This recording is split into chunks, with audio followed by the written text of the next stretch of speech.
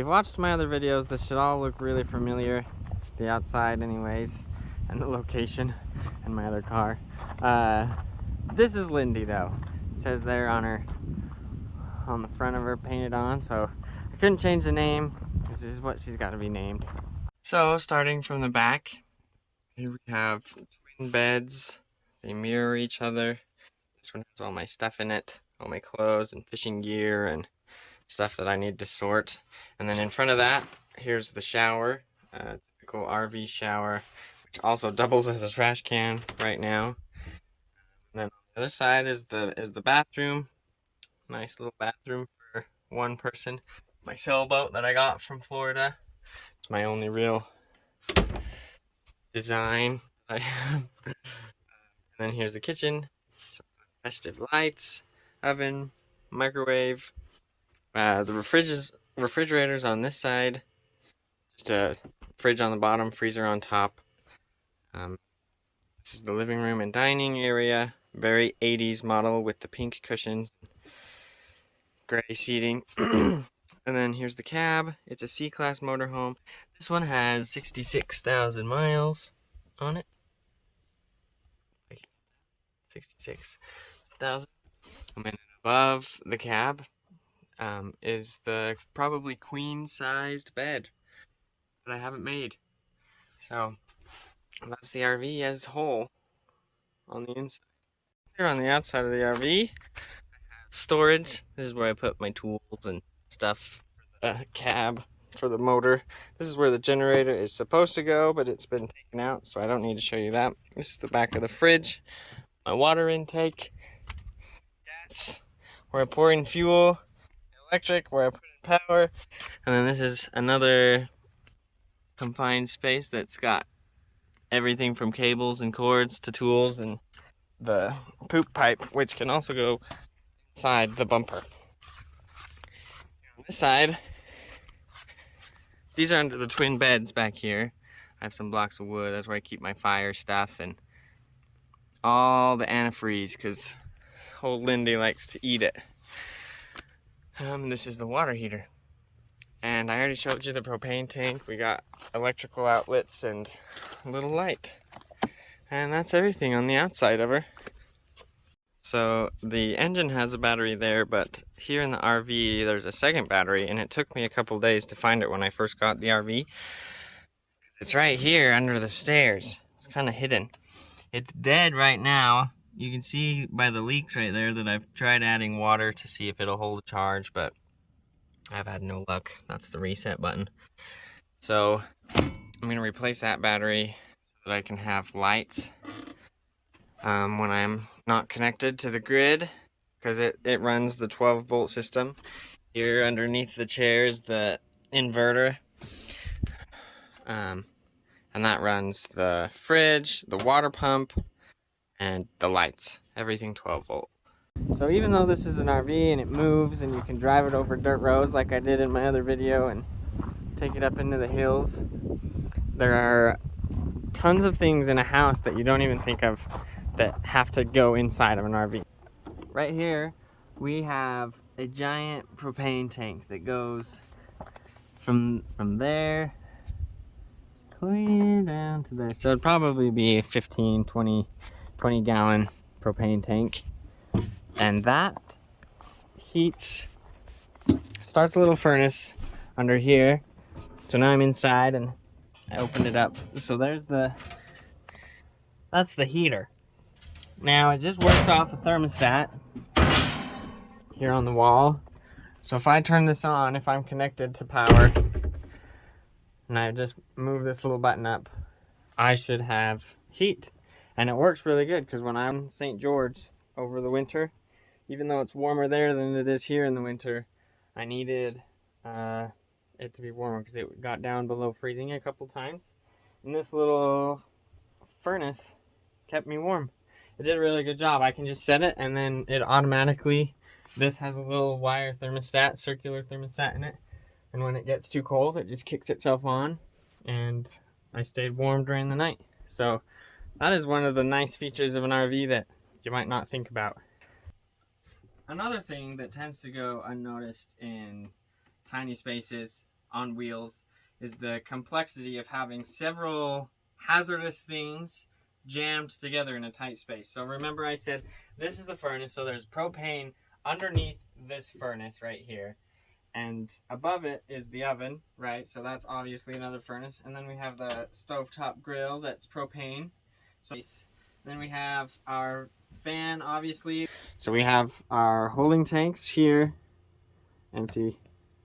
Water tank's empty. That's just because I just went and cleaned it. My water pump is on, battery condition. It says it's good, but I'm going to show you that it's not. Hood fan and hood light. Above that, we have the microwave. So there are a lot of things there, you know, all right there within. This is like a 2 by 2 foot floor to ceiling propane. Everything's right here. Pretty tight. And then right next to it, we have under here is the switch for the water heater, which I'll show you. And then we have our water supply here. Not to mention, underneath the floor is also the gas tank. And I stand on the gas tank when I'm about right here. Probably 50 to 60 gallon gas tank. And it takes gasoline right next to the refrigerator. Which also can run on electricity and propane, which is a very nice thing. This is the switch for the generator. My generator was taken out because the people that owned this before me were farmers, and farmers use generators for a lot of different things. They're farmers. They're intuitive.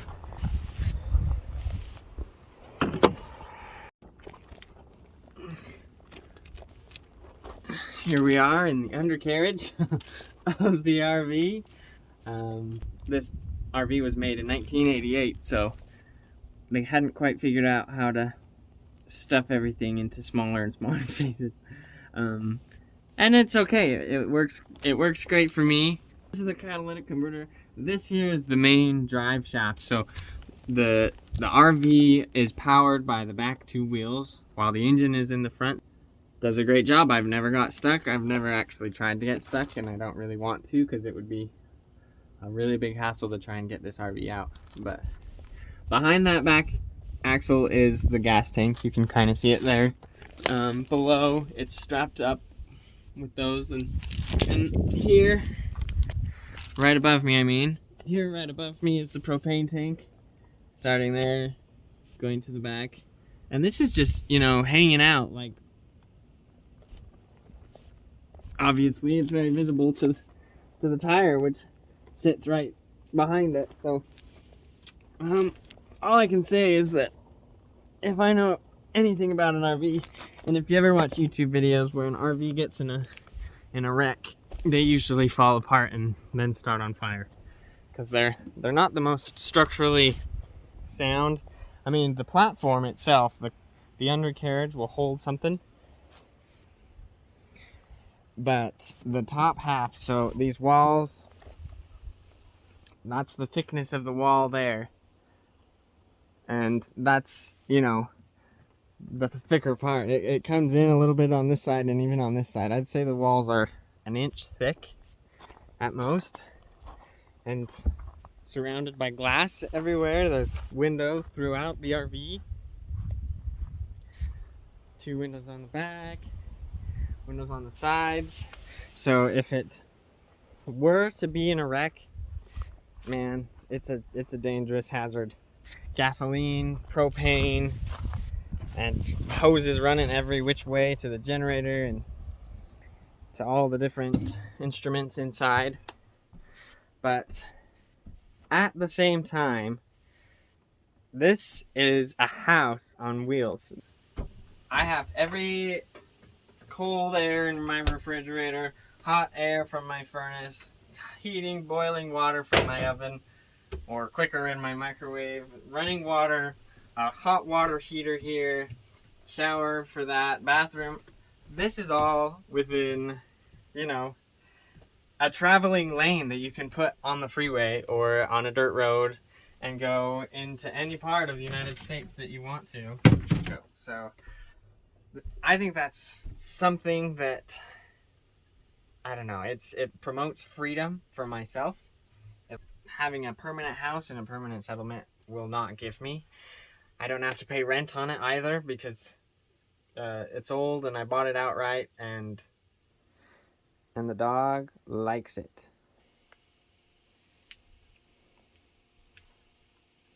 This RV actually has quite a bit of storage, which I filled almost to the brim here. These are all blankets. I have sleeping bags and sheets here, for the beds, for the queen bed up front. That is where I usually sleep. I usually sleep there at nighttime in the front, and then when it gets hot, I'm here in this bed because it seems to be a little bit cooler, especially with that window open. Oh, as well as this mirror. This mirror opens, and I can hang up coats and put my pants down below it. And there's storage there as well. And I have my shoes there in the bottom. And then there's the storage. This storage actually goes to the toolbox outside as well. So one of the pros of having an old RV, I think, is that the RV, it was built in 1988, and there's a lot of hoses that are going bad, and some things are drying up. But the benefit for me is that this RV seems to last, or it feels like it's going to last longer than some of the newer ones. Nowadays, they have rules with what can be recycled and how to make things, and I don't know, I just feel like it's more heavy duty. This thing was built like a tank, and it's gonna last as long as a tank lasts. And today's RVs are a little bit more flimsy, and just get them built as fast as we can so that we can sell them. And so I think that's a benefit. One con that I know of is that because this RV is older, it's actually harder to put it into some of the lots, RV parking lots, and that's because they have like a year requirement, so we won't take anything above a 2000. I've seen that a lot in long-term RV parking, so keep that in mind if you're going in to buy a new RV. Well, that about sums up the tour. Let me know if you guys have any questions or comments, and if you have any advice, definitely give it to me in the comment section. I'd love to hear words of advice or what I could do to make this place work a little bit better, especially with the battery. I was thinking of putting a solar panel on the roof, and haven't got there yet, but